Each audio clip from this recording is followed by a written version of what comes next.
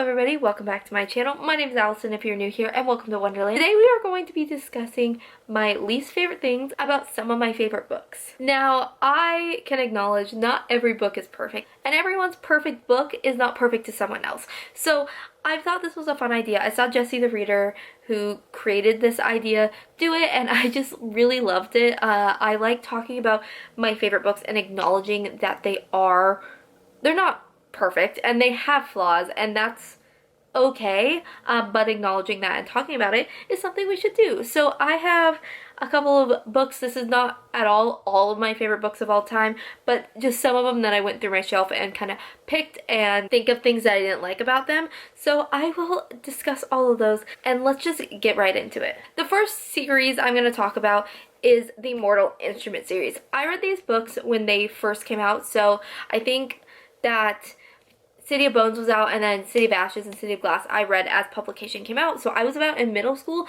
and I loved these books. I still have a love for these books. I haven't reread them in a long time, but I love the world. I love the continuing series and everything. But there are some things that bother me about these books that I never talked about, or they bother me as the series have gone on.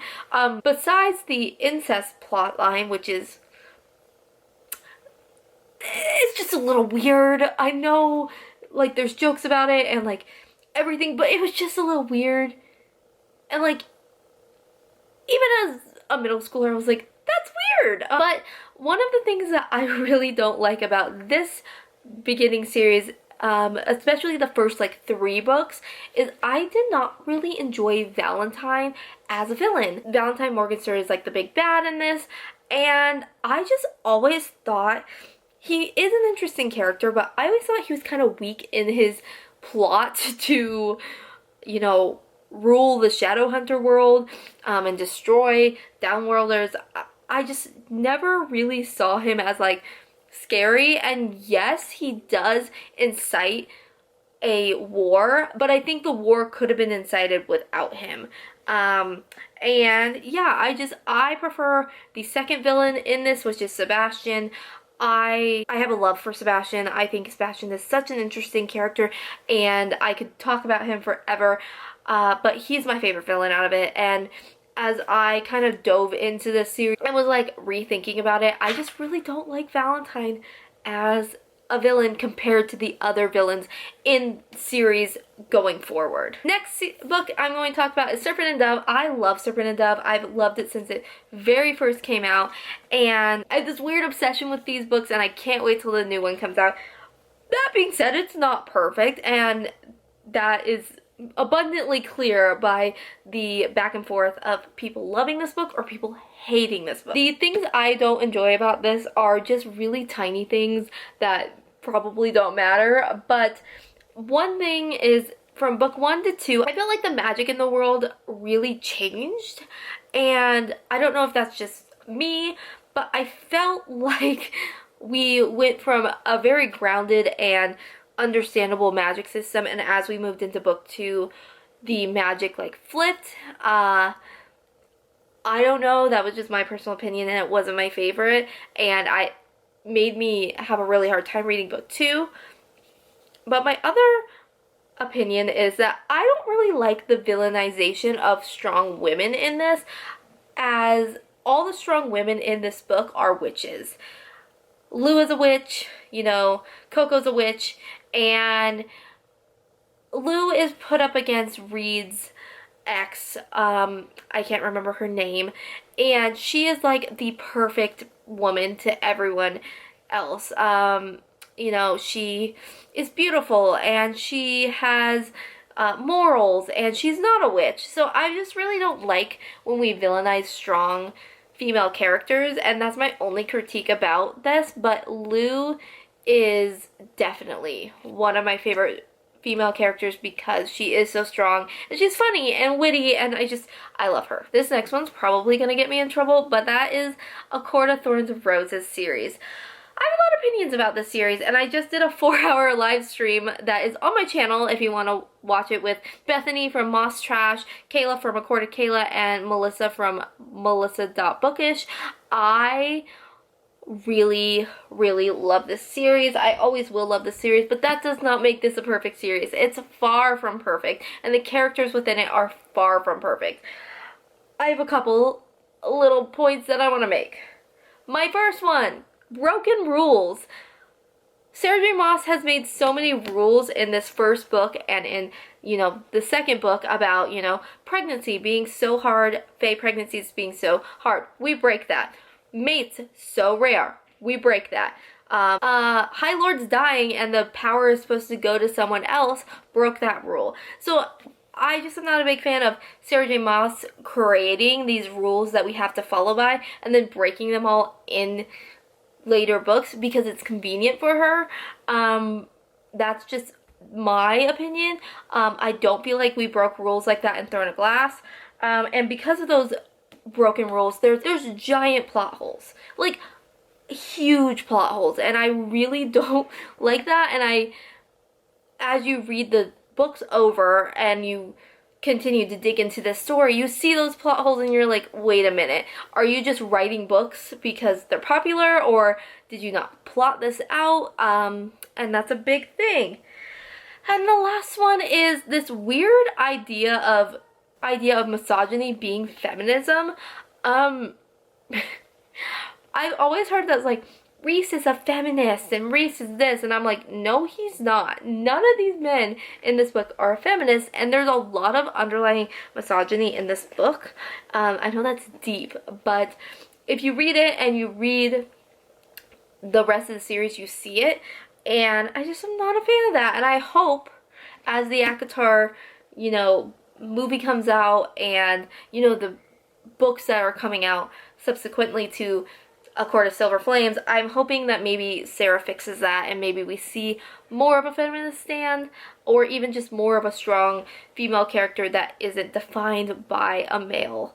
Yeah, that's just my take on ACOTAR, but I still love her. She will always be one of my favorite books, but I've dove so deep into these books that I have a lot of opinions on them. Next is one of my favorite series, and that is the Selection series. I love these books. I will always love these books. I just have this weird connection to them, and they really just found me in a time that I needed them. That being said, I despise the way America is. America is so annoying, and I'm just like, bro, just chill out. And she's so annoying because the entire plot of this novel, the entire plot of all three books, is just miscommunication. Just a ton of miscommunication and, you know, going behind people's back. And I'm like, if we would just have one conversation, like flat, honest conversation, this would have been one book. The Selection would have been over in one book. But no, we drug it out for 3 books.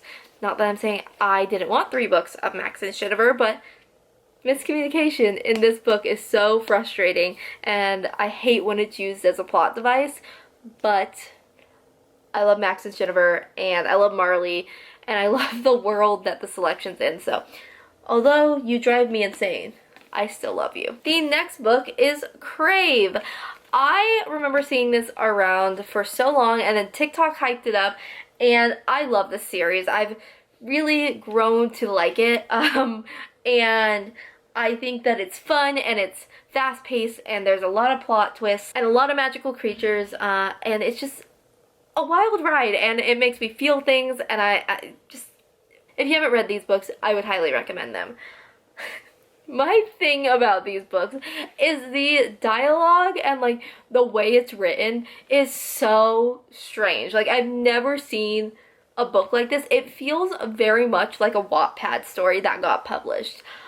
I don't know, like, there's just moments in it that I like step back, I'll be reading and I'll step back and be like, did that really just happen? And I don't know, that's one thing that bugs me, but I've kind of gotten used to the writing style, so I really am in it for the characters and the storyline, not the writing. But I think Tracy Wolff has a great imagination, and I just think that the story is going to get wilder and wilder as books come out. The last book comes out in September, and I'm ready for it now. So if Entangled Teen wants to send me like a very early copy, I'll keep all the secrets. And the last book is The Darkest Minds. I adore this series. I love Alexandra Bracken. If you don't know, I'm Alexandra Bracken trash. And I love the Darkest Minds series. It's one of my favorite series of all time. Actually, I almost always say when someone asks me what my favorite series is, it's The Darkest Minds. These books just destroyed me and made me laugh, and I just have such fond memories of these books. I want to read them again really, really soon.